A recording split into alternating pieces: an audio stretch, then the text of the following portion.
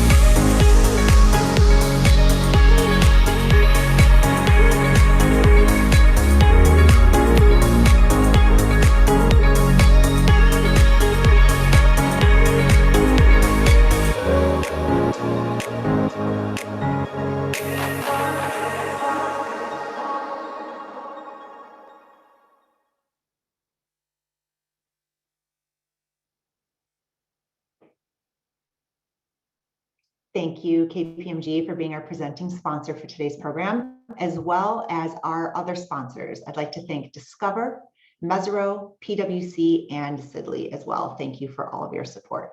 So we encourage all of you to submit your questions. We're going to try to get to as many as we can. You enter your questions with the Q&A button at the bottom of your screen. If you have any technical issues at any time, just email programs@executivesclub.org, and we have members of our team on site to assist. One other thing before we get started, I want to remind you that we just launched our podcast called The Executives Exchange. It features Chicago CEOs and founders. So take a moment right now, if you can, to pull out your phone and subscribe to The Executives Exchange wherever you get your podcasts. This conversation will end up there as well. It's going to be great. And once you subscribe, you can enter the raffle to win a free pair of wireless noise canceling headphones, compliments of our podcast sponsor, Shure. We have 4 up, and we're going to release a new one probably every other week. It's really great. We're really excited. So that's it for the background stuff. I'm really excited to welcome our speaker today. Roger Hochschild is the President and Chief Executive Officer of Discover Financial, as well as a member of our board of directors. Roger spent nearly 2 decades at Discover, and his passion is to ensure that Discover emblemizes a diverse and inclusive workplace that empowers its employees and customers. Discover Financial plans to bring 1,000 new jobs to Chatham and neighboring Southside communities within the next 4 years with the building of a new customer care center. Discover aims to spark repair for structural racism and historic disinvestment in Chicago's South Side. And joining Roger today is Linda Imonti, Office Managing Principal of KPMG Chicago, and also a member of the club's board of directors. I know that this conversation is going to be really robust, given KPMG's commitment to investing in struggling urban communities around our city as well. So again, thank you to everyone for being here. Without further ado, I pass it over to Linda. Thank you, Margaret, and thanks for having us today. Welcome, Roger. It is so good to have you with us today. This is a really special day to talk about a really special project for Chicago. So we'll get to that, but I want to start off a little bit before the project for our folks joining us here today, and sort of kick things off. Just first tell us all a little bit about yourself, and maybe some about your background, your leadership journey. You know, let us a little bit of insight into Roger, and then we'll venture on to the other parts of the conversation we have.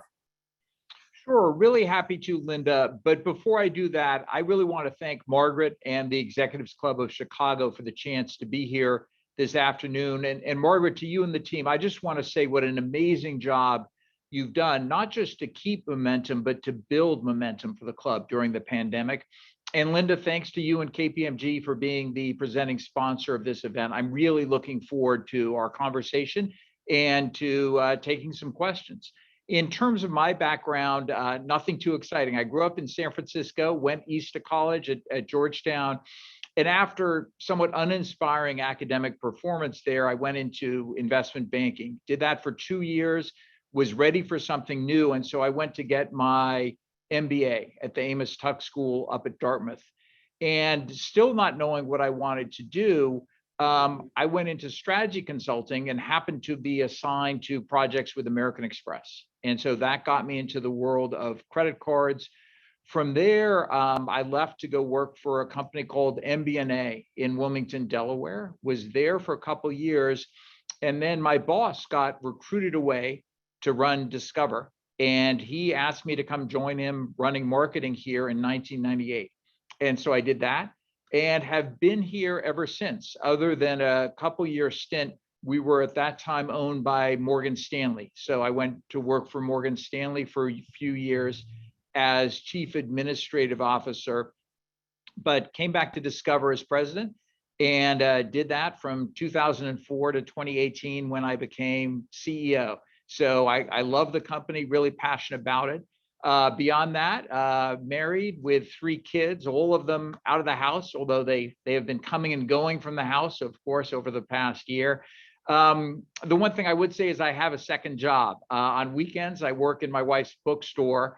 Those of you who are North Shore residents may know the bookstall in Winnetka. So I'm allowed to stack chairs and shelve books, but that's about the only responsibilities I have. Oh, you have a different boss there. So before we dive into kind of the discussion about Discover's new customer care center in Chicago South Side, which is the focus for today, can you give us a little bit more of kind of a purview of, Discover's overarching focus on DE&I and the goal, some of the goals you might have around that as an organization? Sure. As Margaret was kind enough to say in the intro, diversity, equity, and inclusion have been important to us at Discover for a long time. And just a few examples of things we're happy about. On pay equity here at Discover, women and minorities make between 99 cents and $1.02 for every dollar white male employees make. We've worked with the Chicago network. I know you're a member. We've signed the Equity Pledge to increase representation of women at all levels at Discover to 50%, and also have set aggressive targets to significantly increase our representation of Black and Latinx managers. We've had a perfect score for 8 years on the Human Rights Watch Corporate Equality Index. And one of the things I'm proudest of is the environment that the team creates at Discover.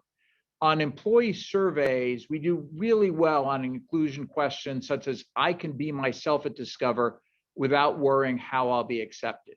But I think, as with many companies, with the tragic events of last summer, including the murder of George Floyd, it was clearly a time to answer the call for social justice and to do more. So we created an Office of DE&I, named a chief diversity officer, formed a task force that included employees from every part of the company to make sure that we really take action to bring everything we've done here at Discover to the next level. But I actually want to ask you that back. I know KPMG has done a huge amount on the DE&I side. Maybe you'll share some of that with our listeners today. Absolutely. Well, and as yours, it's part of our business strategy, and it influences really everything that we do. And, in the professional services business, people are our greatest asset. So we're extremely intentional about really ensuring diversity and inclusion across the entire life cycle of talent management, all the way from recruiting to, succession planning. Inclusive and diverse teams, as you know, and you've seen, really do create a much more successful outcome, not only for our businesses, but all of those businesses we serve as our clients. And so really, to double down on that, our new chair, CEO, Paul Knopp, started his term July 1st of 2020. And he kicked off with a launch of an announcement of Accelerate 2025. So really similar to kind of what you guys, started to embark on last year also, that really the the events of last year really propelled and kind of accelerate 2025 forward. And it's a strategic initiative focused on really accelerating our efforts to really ensure that we have more individuals from underrepresented groups that really choose to build their career here and choose to stay and advance to leadership positions here within the firm. And so we hope to have a much greater impact and we have goals set for 2025. So it's been an amazing kickoff, but I think that, like yourself, many of us really took the opportunity last year to double down and make a change in some of our efforts across our DE&I initiatives. I wanted to circle back though and ask you, you talked about your efforts last summer in addressing some of this. And I know from previous discussions with you, I think there's also something else that you did within your organization that was amazing, which you talked a little bit about. You did a listening tour at parts during last year to really hear some of the input from your people across the organization. Yeah, I think that's right. You know, for most of us, what it really starts with is listening. And just hearing from employees, many of whom were really deeply personally impacted, either by the events of last summer or other things that have happened in their histories. And so we held a series of forums, and not just me, but the whole executive team at Discover, to let these employees be heard, to have them share their experiences. And sadly, we're still having to do that now. Most recently, we held one for employees to talk about the wave of anti-Asian violence and the impacts that's having on people here at Discover, the real fears they have for their own safety and their families, and sort of having them know that we are here for them, that we're listening, and then we're going to work to see anything that we can do to help in these challenging situations. Yeah, hugely important. So shifting a little bit here to our topic for today, you recently stated that, Discover had recognized that traditional corporate site selection contributed to issues of unequal opportunity in our society, and what led to Discover's decision to open a call center in Chatham. So can you talk to us a little bit about kind of the work up to that decision that was made for the call center in Chatham? Sure. So for me personally, a key part of the journey was going to see Ibram Kendi doing a presentation on how to be an anti-racist in Evanston in September of 2019. And for those of you who haven't heard him speak, he really is amazing. And there were two key things that I took away. The first is that the opposite of racist is not racist. It's anti-racist. It's active, not passive. And the second was a deeper understanding of systemic racism. And I know that can be a loaded term for some. I think another way to think about it is the systems that perpetuate existing bias. And I started thinking about that in the context of corporate site selection. And if you think about it, a corporate team picking a site for a new location doesn't say, hey, let's not go to predominantly Black or brown neighborhoods, right? But instead they say, let's go to a neighborhood with a highly educated workforce. Let's go to a neighborhood with a low crime rate. Let's go to an area with great schools, which means a strong tax base and high property values. Let's see who can give us the biggest tax incentives. All of these perpetuate unequal opportunity in our society. So we decided that at Discover, we'll do our part to offset the injustices of the past. We would build a call center in a community on the south or west side of Chicago, our home city, and we didn't even consider any other alternatives. And for us, call centers are very, very important. We're the only major credit card issuer with 100% US-based customer service. It's a key differentiator. And again, we are very focused on our representatives. All the positions have the same healthcare plan that I get as CEO, as well as the ability to get fully funded college education, other great benefits. So again, for us, the call centers are a critical part of our workforce and our culture.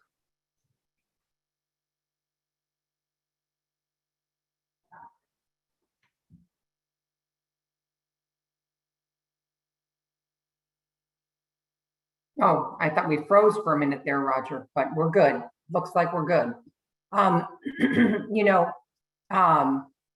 so investing in an individual neighborhood like that can have so many broad effects.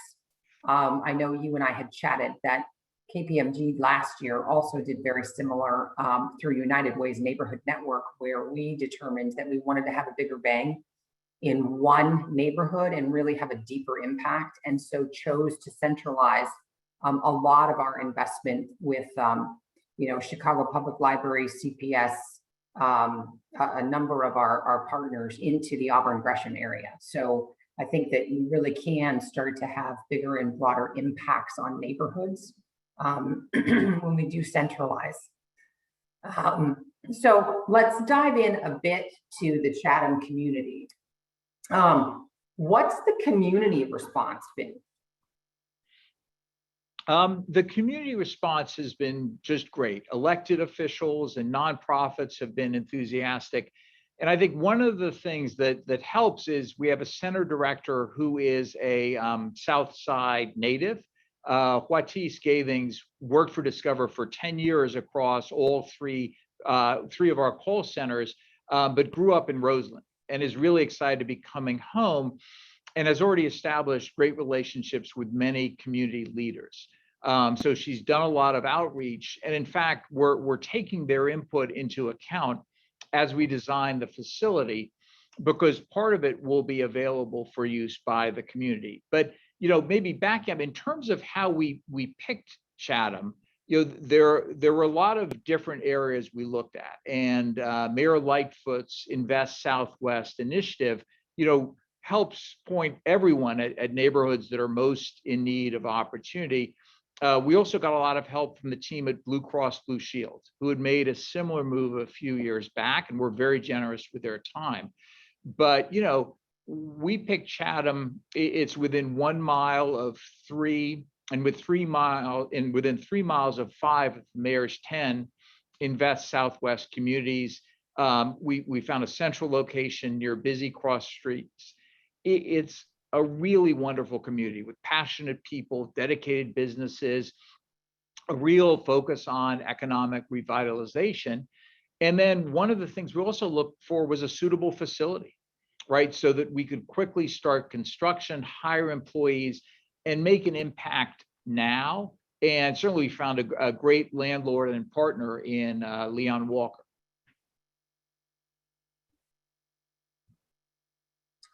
What's the interest been as you start to develop those partnerships, and you brought in local leadership, right? That's building relationships there. What have you seen as interest really related from job seekers that live in or near the Chatham area? Are you seeing an uptick in folks that are interested in seeking out this kind of work there locally? Yeah, we've seen tremendous interest. We knew it was a great community with a lot of talent.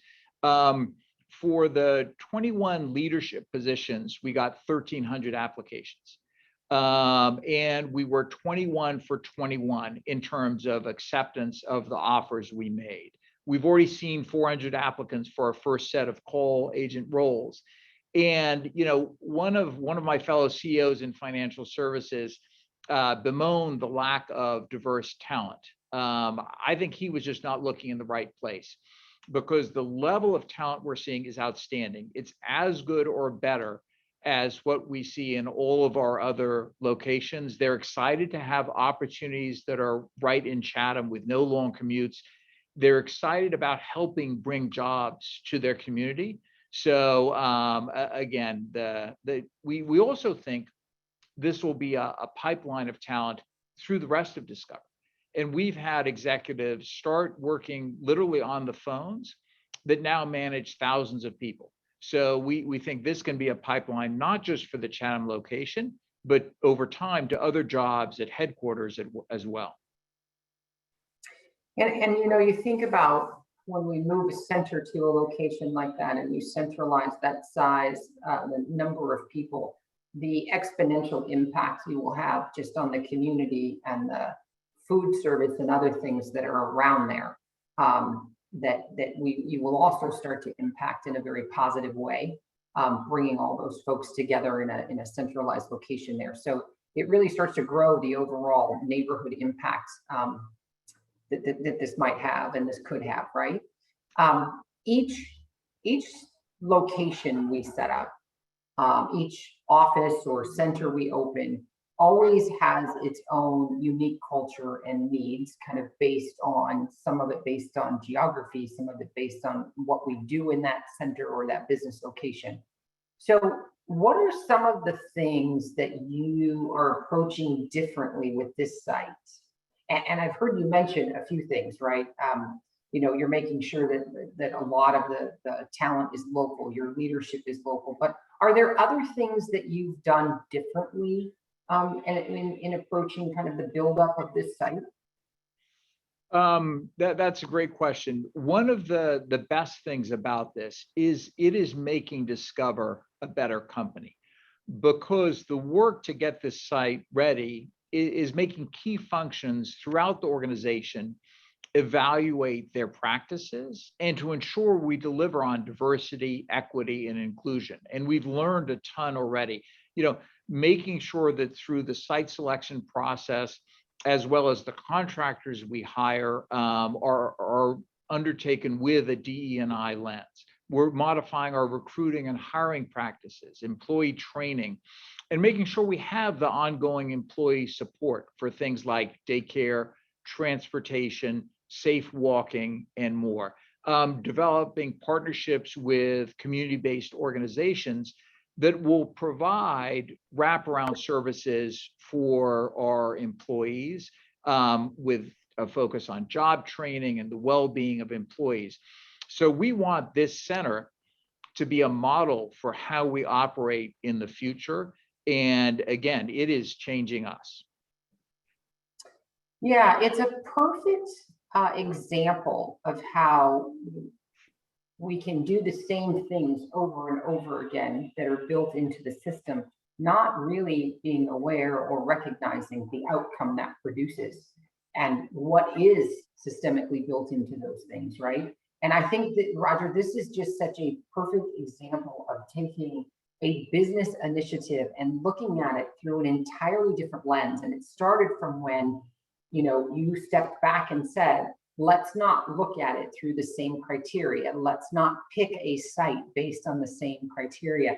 And one small change like that so greatly impacts, right, the outcome related to some of these initiatives in DE&I that we're all driving to achieve. It is just a perfect example of turning the lens around and looking at it differently. And the outcome is just phenomenal, and the impact you're going to have on the community and that you're already having on the community is just incredible. From one small change up front of let's look at it differently.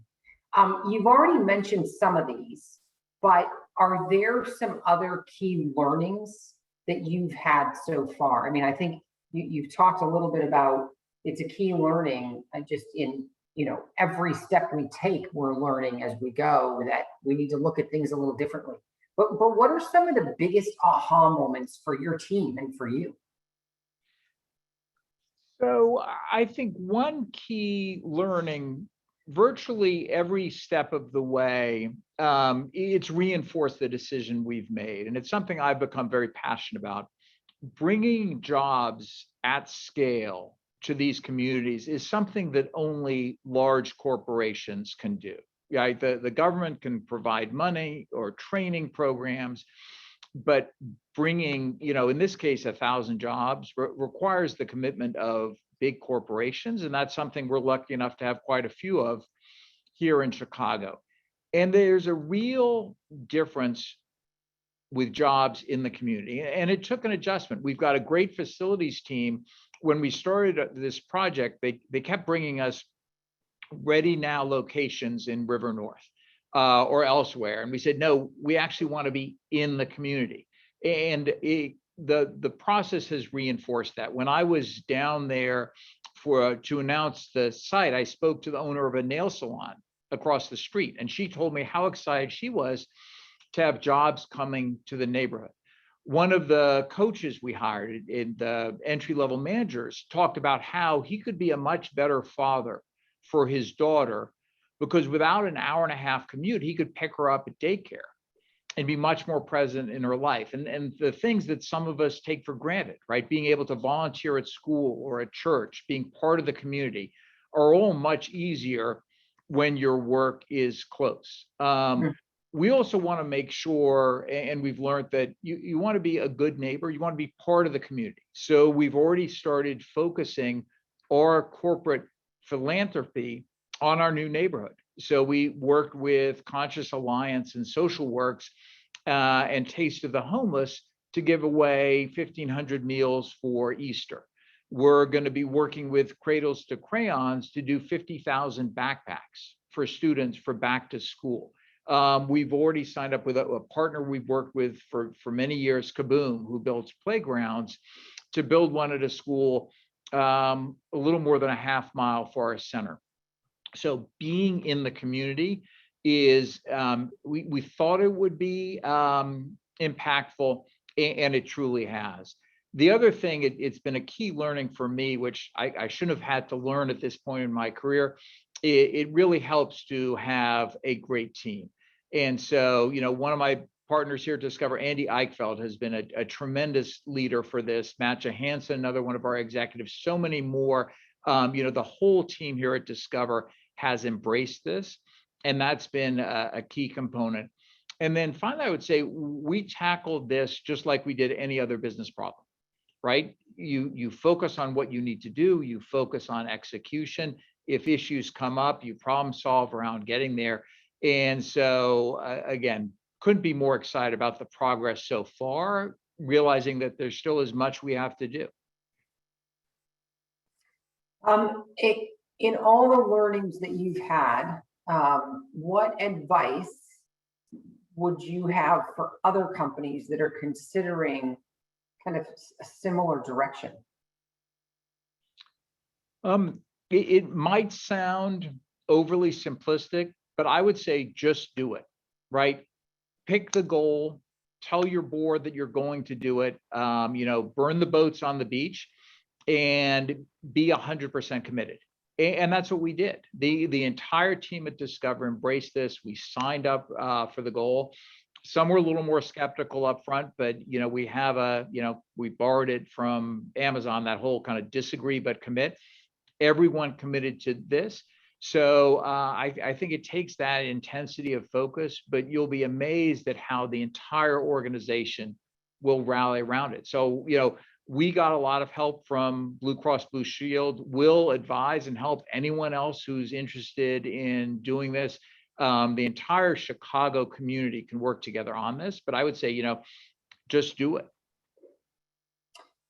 We had one question come in that kind of ties to this, and you somewhat answered it, but I'm going to rephrase it just a bit, and let's chat about it for a minute, because the question was, how is this initiative and plan for the future created internal camaraderie? And you talked a little bit about that, but if you think about the team and what decisions and kind of shifting of thinking and all the things that went on through this, how do you think it changed or deepened in any way the team that worked on its relationship and collaboration with each other? So I think more broadly for the whole employee base, I talked up front about how important diversity, equity, and inclusion is for us as a company and a key part of the culture. It's a tremendous source of pride. And so we've had employees from every one of our centers raise their hand and say, look, I'll fly in to help. every function has offered to participate and wants to support in addition to whatever workload they have. So a huge sense of pride. And then, one of the things we do every year is we try and work on big projects, whether I talked about building playgrounds or, we'll beautify a school, working on something that has such a great benefit with your colleagues, I think brings people together. So it's very much aligned with our culture and again, a huge source of pride for everyone in the organization. You mentioned board earlier, and I didn't get a chance to ask you this, but how did your board respond? And was it a process with the board, or was it one and everyone was on board, or? So we mentioned this project to the board of directors. Maybe it was my mistake. We didn't go to them for approval. We just said, this is something we're going to do. They were hugely supportive from day one, asked what they could do to help. We're blessed with a very diverse board that also are focused on DE&I at Discover. And just, I think what may be most telling, to this day, they've never asked a single question about the cost. Yeah, very, very telling. We did have a question come in here too, and when in your announcement, you announced 1,000 person call center, but there is a question related to how many employees are expected to be in there. So I don't know if the 1,000 is the totality of the team you will have there, if that's just the call center. And the second question, I'll add to the audience's question here, which is, do you have the ability to continue to grow it? So if you're starting at this number, how much further can you expand it before you would need to expand or change the location you're in? So what's the room to grow? So that's a great question. I would say all of us here are learning real time that number of employees doesn't translate into physical locations the way it used to. And the way it did when we envisioned this in 2019. So we have recently announced that for all of our other call centers, employees have the choice of working from home. We will offer similar benefits to employees here. Some employees prefer to come into work. So I would say the original vision of a lot of employees in the center, we may have more at home, but we're still focused on creating that 1,000 positions. But certainly the more that work from home, the more the single physical footprint could let us have even more positions, or we may decide that we want to target another community for our next center. Because my goal and my hope is to keep Discover growing, for us to keep having more and more customers that will require more and more representatives to take care of them. And so we can continue to create great jobs. We've got some questions coming in, and let me just remind the audience, shoot your questions in. It's time that we can start to get to some of those now. But before we do that, I wanted to just ask you, kind of in summary to everything we've been able to cover, if there's any additional thoughts that you might want to share with attendees just about the topics we've covered so far, and then we're going to blast right into the audience's questions after that. Gosh, additional thoughts. I guess I'll circle back to one, right? This is not something, I'll go back to how generous the folks were from Blue Cross Blue Shield. There are many things that companies compete for in Chicago, whether it's for talent. Bringing jobs to these communities is something we can all work on together. And so whatever we can do to help others, we would love to do. And as I spoke to the mayor and her great team, they're eager as well to provide support to help companies any way they can. So I just hope that we become the first of many who will make a move like this and bring jobs directly into these communities. Well, thank you. We'll go into the questions. I do want to just take a minute here to note, I think that you said earlier, Discover was very proud of, and your employees and everyone in the organization is very proud. And I want to make sure I take a moment and just express to you that the business community out here that works with you and with your people and your organization is very proud. And we feel lucky to be alongside an organization like yours making these choices. And I think you've taught us all a lot too in the decision, watching you make this decision and go forward with it and build it out and all the learnings. We're learning from you as we're watching you. So I want to thank you and the whole organization, because I think that it is a great example for us here in supporting our communities and our neighborhoods here. And I think you've taught all of us a lot. We're very proud to be part of the business community with you here. So on that note, there is a question around, we talked about large size companies do have a responsibility and we do give back to the community. But here's an interesting question around, if you're a mid-size and a small company that might be contemplating an opportunity to locate in the South and West Side neighborhood, what advice do you have for small and medium-sized businesses that might be looking at the same opportunity? So it may be even easier because one of the biggest challenges we faced, there were very few facilities that could handle the scale we were looking to do. And so we were lucky enough to find a vacant target. And at some point, we'll share more, but we're really excited that we can build a state-of-the-art call center in a vacant target. So there are many more, I would say, smaller locations, but I would, work with the Mayor's Office of Economic Development. They're great local developers, their facilities all over, and then many community organizations as well that will help, whether it's workforce training or hiring. So, if you're willing to create the positions, there's a whole ecosystem out there that will provide support and that will help make it a lot easier. And again, there are amazing people out there who just need an opportunity, and that's what all of us can bring to them. Well, here's a follow-on to that, which is interesting. The question is related to thoughts and plans around making sure the overall supply chain is inclusive as well. And are you looking at partnering with local MBEs for the categories and commercial printing, things like that locally? How are you kind of looking at your supply chain for the location and maybe overall for Discover? Because I know a lot of us that's been an area of focus for us over the last year, is to really think about our supply chain and how we manage that.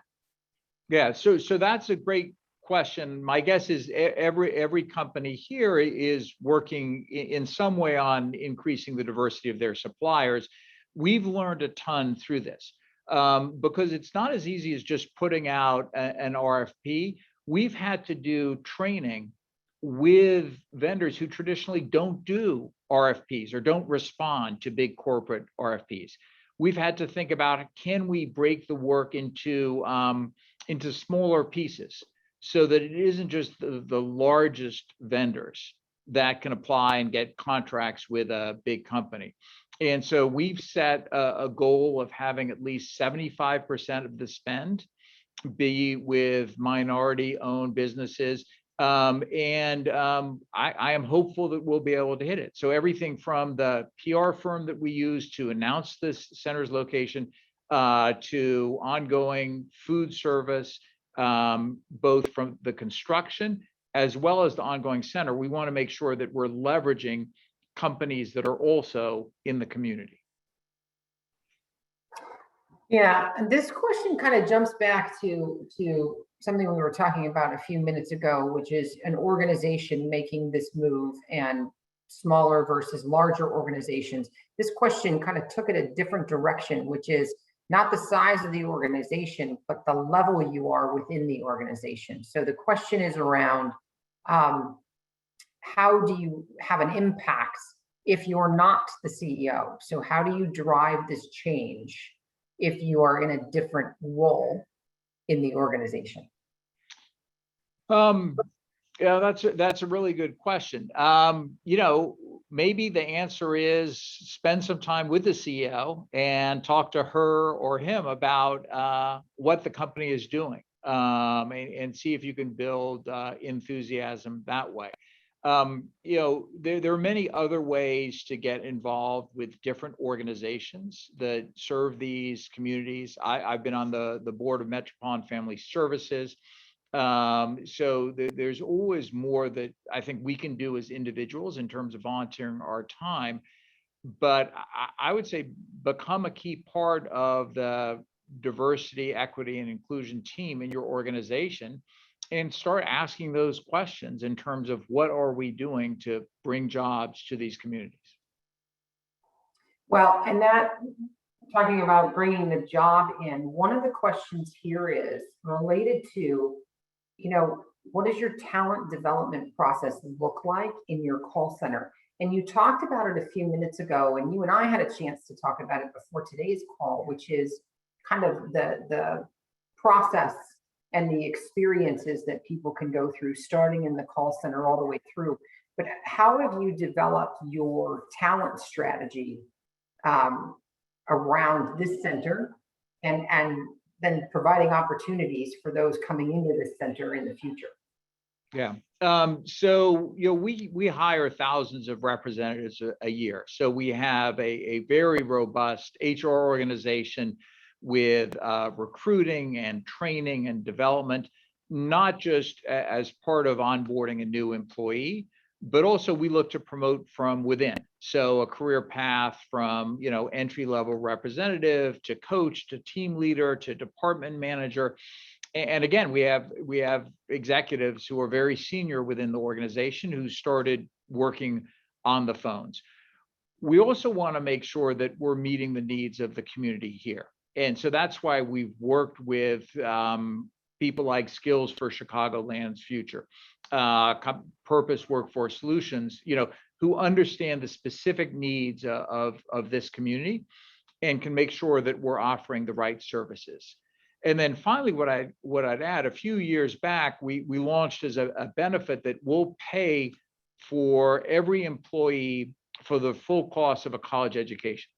And so we want to make sure that we are giving them skills beyond just the training they get at Discover so that they can grow in their careers here at Discover, hopefully, but if not, wherever they may go.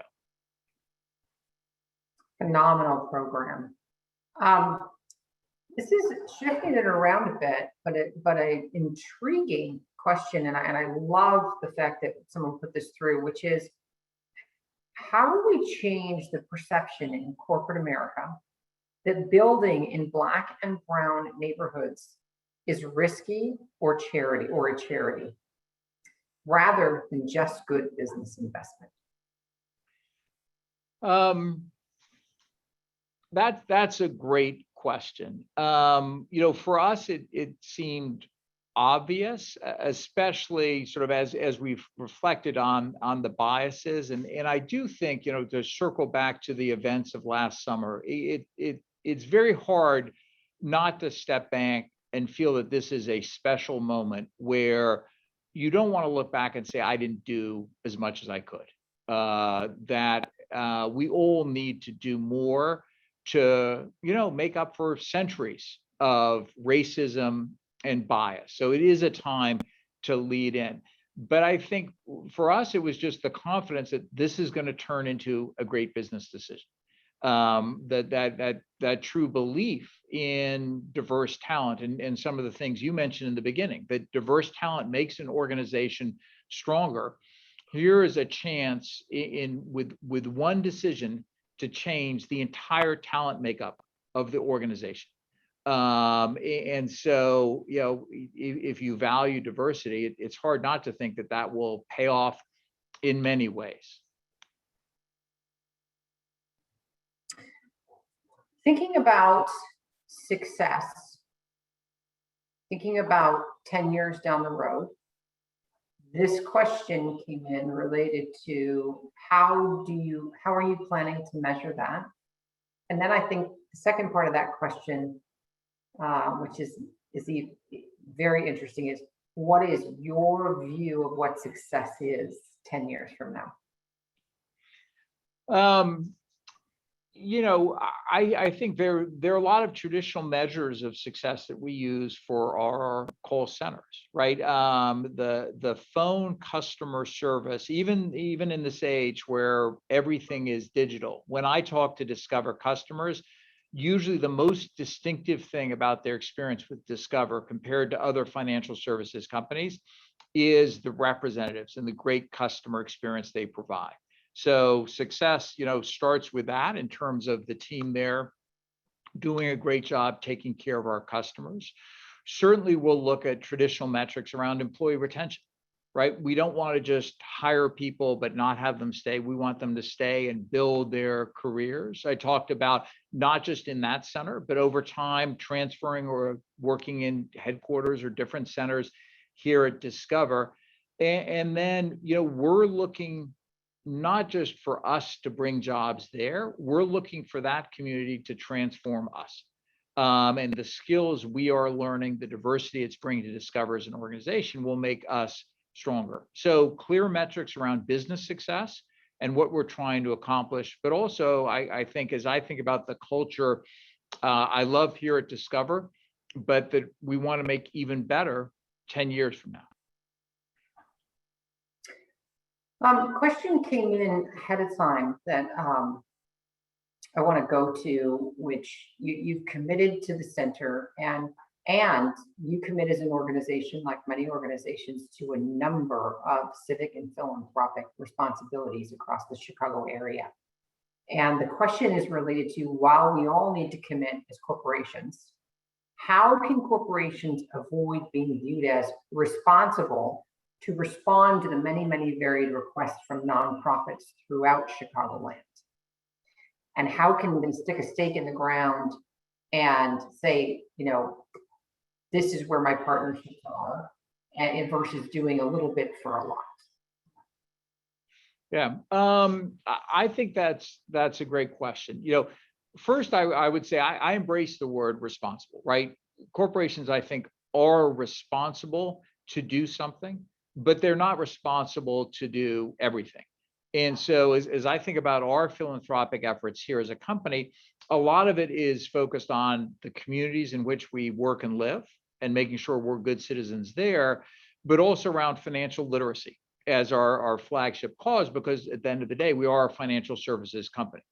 So, other companies may be more involved in wellness or environmental causes based on the industry they're in.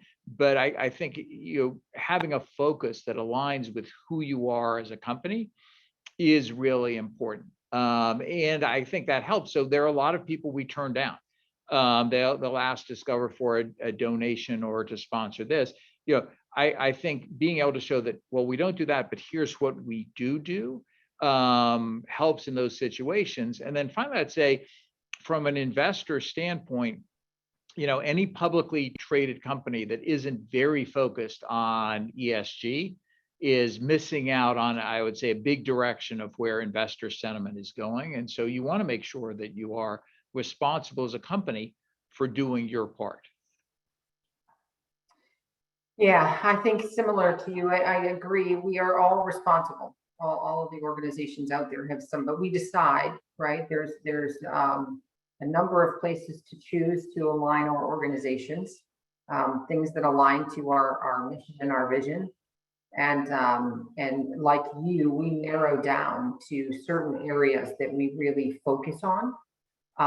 And we do that not only for ourselves as an organization, but for our people, right? That's where they're volunteering, that's where they're committing time. And so, and it aligns to who we are as an organization. So I think I agree with you. I agree that organizations do have a responsibility to the community they're in, but we can select where we're responsible to based on our own vision and mission. And other organizations will be different, and that will fill in the other areas of the pie, right?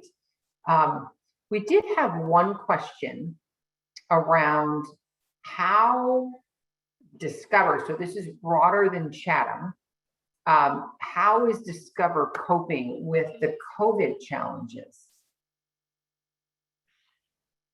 Boy, we're trying to do everything we can. Certainly when the pandemic started, our top priority was employee safety. And, it's a real testament to the great leadership we had in our call centers that in the span of, about a week and a half, we got close to 100% of all employees working safely from home. And literally you had managers unbolting monitors, and employees would drive through the parking lot and we'd load them into their trunks. And that put us in a good position to be able to take care of our customers, where you can imagine there were a lot, whether they needed access to their deposits without penalties, or were struggling with a travel agency refund. Being able to take care of employees helped us take care of our customers.